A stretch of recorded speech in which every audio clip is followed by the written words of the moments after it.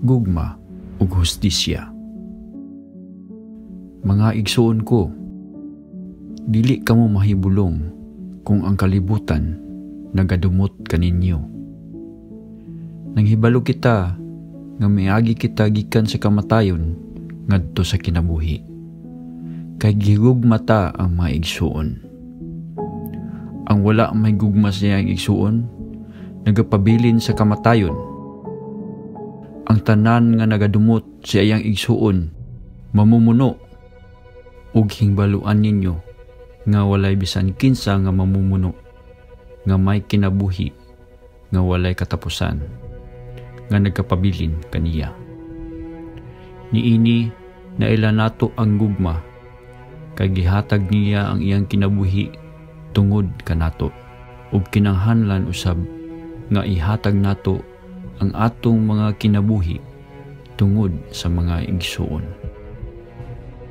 Kini nga tudling, adunay duha ka mensahe alang kanato.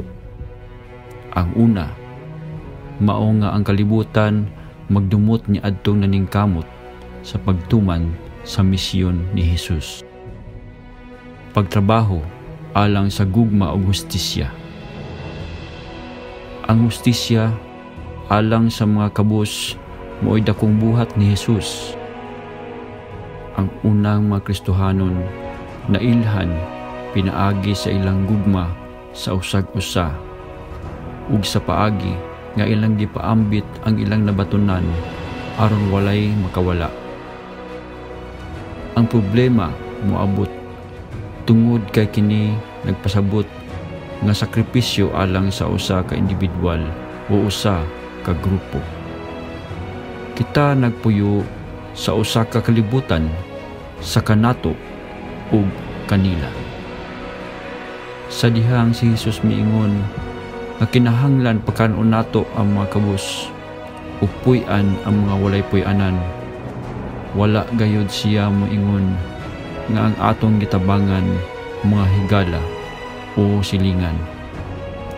Wala siya niingon nga angayan sila tabangan lang siya.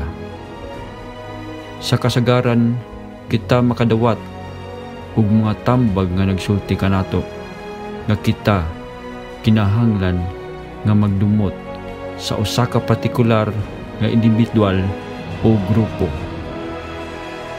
Sa unsang paagi kana muhaom sa sugo ni Jesus nga higugmaon ang uban sama sa iyang paggugma kanato.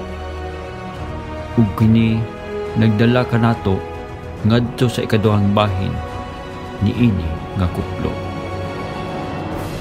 Kung kita magdumot, nan kita nga mamumuno.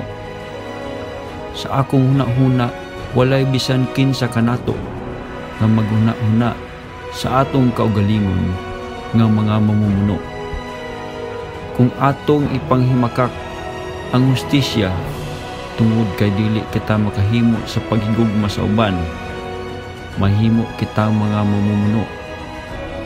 Mas taas ang rate sa tawo nga nangamatay tungod sa pagdumili, sa pag-access sa iyang pagkaon, kapuy-an, limpyo nga tubig, medikal nga mga pag-atiman kaysa ni adtong mga tawo na adunahan ug makadawat dayon sa ilang gikinahanglan.